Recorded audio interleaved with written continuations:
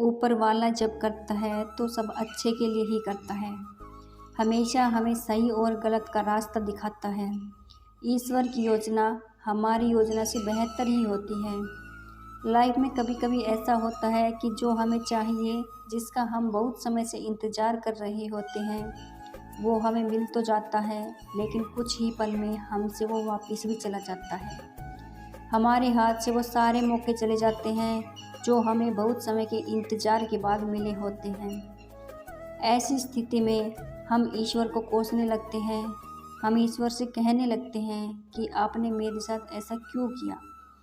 कुछ समय के लिए हमारा भरोसा ईश्वर पर से उठ जाता है, किंतु कुछ समय के बाद हमें ये एहसास हो जाता है कि जो हुआ वो हमारे लिए अच्छा ही था।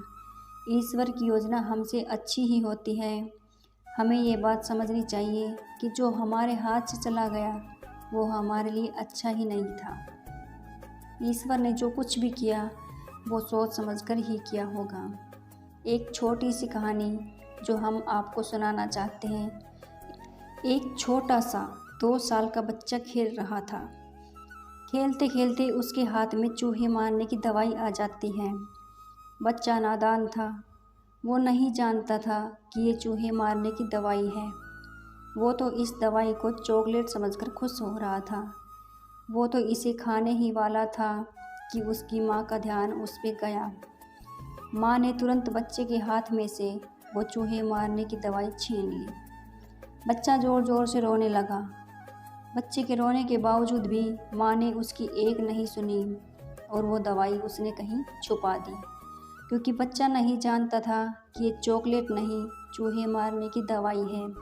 पर माँ तो जानती थी कि ये चूहे मारने की दवाई है और ये मेरे बेटे के लिए सही नहीं है। बच्चे को कुछ पल की खुशी देने के लिए माँ उसे वो दवाई नहीं दे सकती थी, क्योंकि वो उसके लिए हानिकारक थी।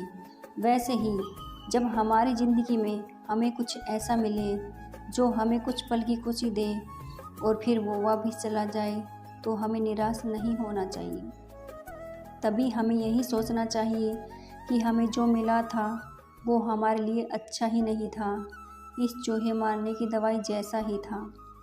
जैसा माँ ने बच्चे के हाथ में से इस चूहे मारने की दवाई को ले लिया, वैसे ही ईश्वर ने हमारे हाथ में से वो भी ले लिया, क्योंकि वो हमारे लिए अच्छा ही नहीं था।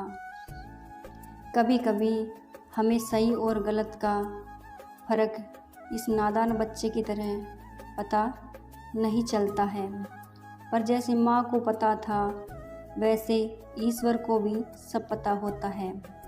इसलिए हमें ईश्वर की योजना पर भरोसा रखना चाहिए।